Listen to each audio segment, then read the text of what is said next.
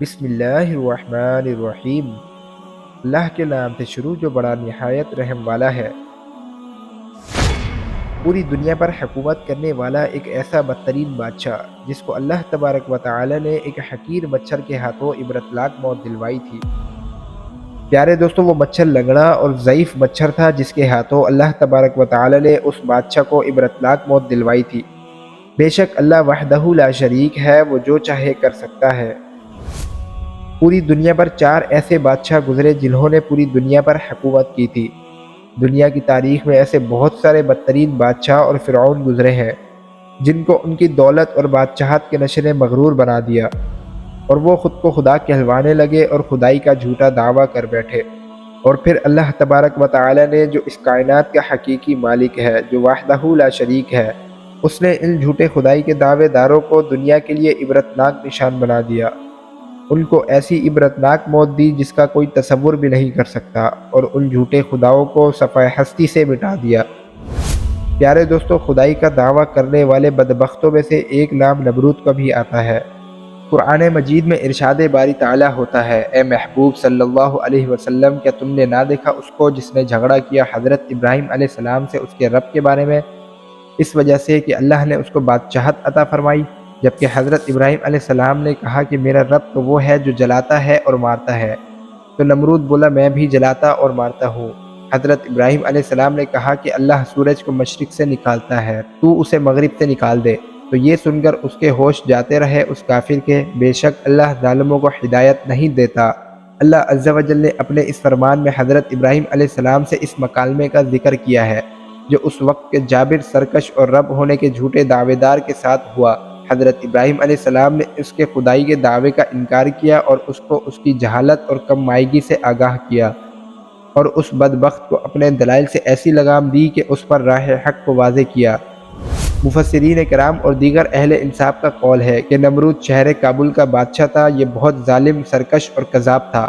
اس کا نام و نسب نمرود بن کنعان بن کوش بن سام بن نوح علیہ السلام تھا۔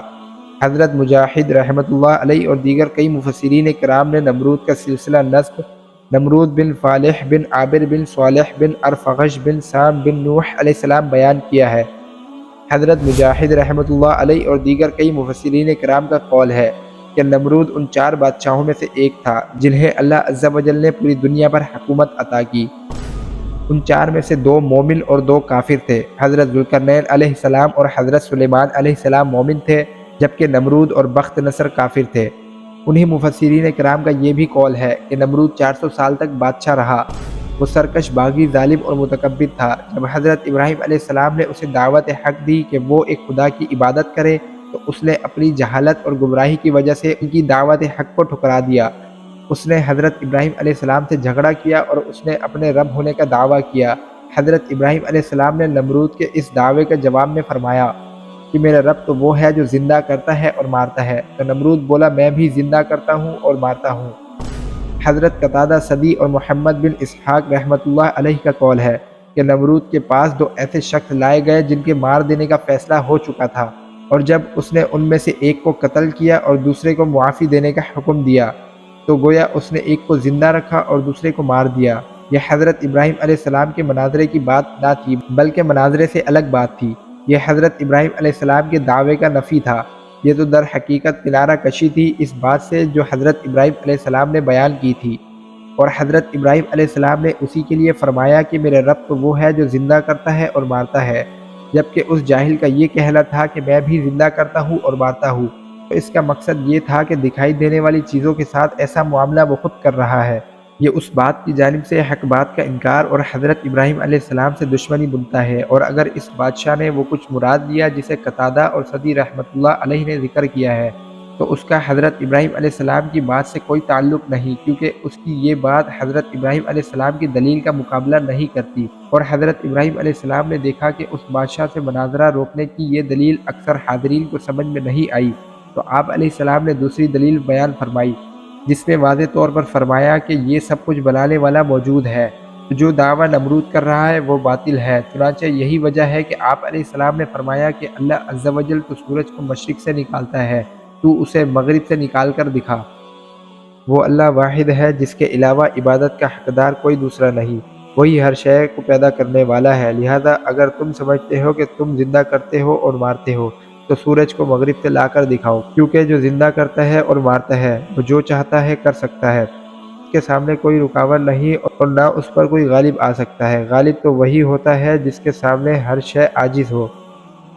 चुनांचे अगर तुम्हारा गुमान ये है तो करके दिखाओ, और अगर तुम ऐसा ना कर सको तो तुम्हारा दावा बातिल होगा।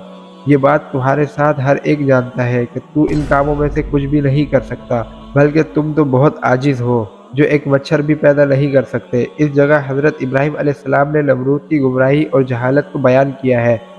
नमरूद के दावे को झूठा और बातिल करार दिया, जिस राह पर वो चल रहा था उसे बातिल करार दिया और उसकी कौम के सामने उसका गुरूर तोड़ कर रख दिया। चुनांचे हजरत इब्राहीम अलैहिस्सलाम के इस दावे के सामने उसके बोलने की कुछ गुंजाइश बाकी नहीं रही और वो चुप होकर रह गया। चुनांचे कुरान मजीद में इरशाद बारी ताला होता है, ये सुनकर उसके होश जाते रहे उस काफिर के, बेशक अल्लाह जालिमों को हिदायत नहीं देता।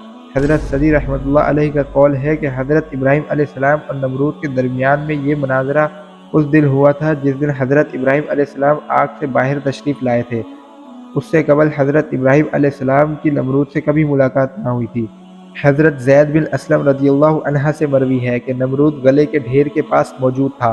लोग उसके पास आ रहे थे ताकि अपने घर वालों के लिए गला ले सकें। हज़रत इब्राहीम अलैहिस्सलाम भी उन लोगों के हमरा नमरूद के पास पहुँचे। वहाँ आप अलैहिस्सलाम का नमरूद से मुनाज़रा हुआ। नमरूद ने हज़रत इब्राहीम अलैहिस्सलाम को गला ना दिया जैसा कि वो दूसरों को दे रहा था। आप अलैहिस्सलाम खाली हाथ बाहर आए। जब आप अलैहिस्सलाम अपने घर वालों के पास जाने लगे तो रास्ते में रेत के एक डेले से 2 बोरियां रेत की भर ली ताकि घर वाले मुतमईन हो जाएं। आप अलैहिस्सलाम घर तशरीफ़ लाए और अपनी सवारी बांधकर टेक लगाई और सो गए। आप अलैहिस्सलाम की ज़ौजा हज़रत सारा रज़ियल्लाहु अन्हा ने जब उन बोरियों को खोला तो उनमें ताज़ा गला मौजूद था। उन्होंने खाना तैयार किया। फिर जब हज़रत इब्राहीम अलैहिस्सलाम जागे तो खाना तैयार देखा तो दरियाफ्त किया कि ये कहाँ से आया। हज़रत सारा रज़ियल्लाहु अन्हा ने कहा कि ये गला आप अलैहिस्सलाम के लाए हुए थैलों में से लिया गया है। हज़रत इब्राहीम अलैहिस्सलाम फ़ौरन समझ गए, ये अल्लाह अज़्ज़ा व जल ने उनके लिए गैब से भेजा है। हज़रत ज़ैद बिन असलम रज़ियल्लाहु अन्हा का कौल है कि अल्लाह अज़्ज़ा व जल ने नमरूद के पास ईमान लाने के लिए एक फ़रिश्ता भी भेजा था, मगर वो मुनकिर हुआ। फ़रिश्ते ने दोबारा दावत दी तो उसने फिर इनकार किया। फ़रिश्ते ने तीसरी मरतबा दावत दी तो नमरूद ने फिर इनकार किया।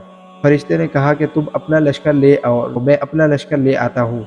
नमरूद ने सूरज तुलू होने के बाद अपना लश्कर इकट्ठा किया। अल्लाह अज़्ज़ा व जल ने मच्छरों का एक अजीम लश्कर भेजा जो उन कुफ़ार पर मुसल्लत कर दिया गया। मच्छरों ने नमरूद की फ़ौज का गोश्त काट खाया और उनका खून पी गए। एक मच्छर नमरूद के नाक में घुस गया और 100 साल तक अंदर क़याम पज़ीर रहा।